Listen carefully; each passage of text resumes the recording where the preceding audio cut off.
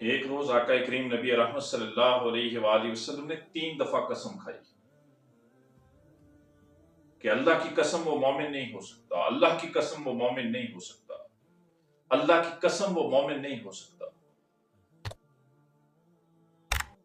صحابہ کانپ کے، لرز کے۔ ہم تو تصور بھی نہیں کر سکتے نا اس وقت صحابہ اکرام کی کیا کیفیت کیا ہوگی۔ صحابہ اکرام لرز اٹھے، کانپ اٹھے۔ یا رسول اللہ صلی اللہ علیہ وآلہ وسلم، کون مومن نہیں ہو سکتا؟ فرمایا جس کی ہاتھ اور زبان سے دوسرا مسلمان محفوظ نہیں۔ ذرا غور کیجئے، کیا ہم اسے آج گناہ کبیرہ سمجھتے ہیں؟ پھر بھائی ہم تو اسے گناہ صغیرہ نہیں سمجھتے، کبیرہ تو دور کی بات۔ ہم کیا کہتے ہیں؟ بس تھوڑی سی اخلاق کی کمی ہے، اس کی زبان اچھی نہیں ہے،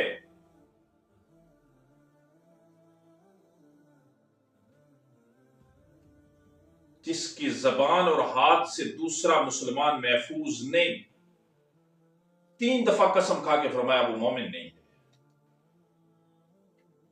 وہ باقی سب کچھ ہو سکتا ہے، وہ روزے دار ہو سکتا ہے، وہ تہجد گزار ہو سکتا ہے، وہ بہت بڑا سخی ہو سکتا ہے، وہ بہت بڑا عابد ہو سکتا ہے، لیکن وہ مومن نہیں ہو سکتا۔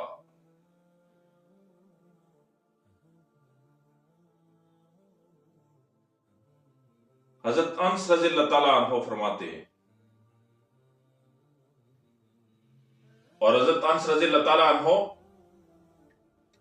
ان کی والدہ نے بچپن میں ہی آقا کریم نبی رحمت صلی اللہ علیہ وآلہ وسلم کی خدمت میں حضرت انس کو دے دیا۔ فرماتے ہیں 10 سال میں نے آقا کی خدمت کی، مجھے یاد نہیں پڑتا کہ آقا نے جب بھی خطبہ دیا ہے، شاید ہی میں بھول رہا ہوں کہ میں نے یہ الفاظ نہ سنے ہوں کہ وہ شخص مومن نہیں ہو سکتا جس کے ہاتھ اور زبان سے دوسرا مسلمان محفوظ نہیں۔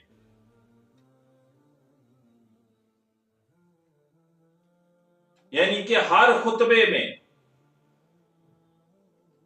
یہ الفاظ ضرور ہوتے تھے کہ وہ شخص مومن نہیں ہو سکتا جس کے ہاتھ اور زبان سے دوسرا مسلمان محفوظ نہیں۔ آج ہمارا کیا حال ہے؟ ہم تو دوسروں کو تکلیف دیتے ہیں، اس پہ پھر خوشی مناتے ہیں کہ ہم نے فلاں شخص کی عزت کو تار تار کر دیا،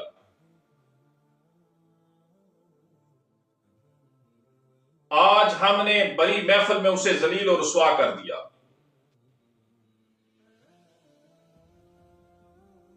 وہ کسی کو منہ دکھانے کے لائق اب نہیں رہا۔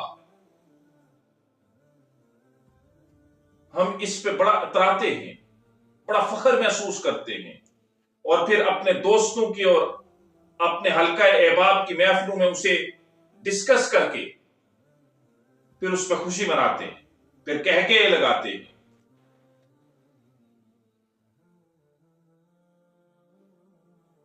لیکن ذرا غور کیجئے، کیا ہم مومن ہیں؟ کیا ہمارا ایمان آج کامل ہے؟ اپنے ضمیر سے پوچھئے۔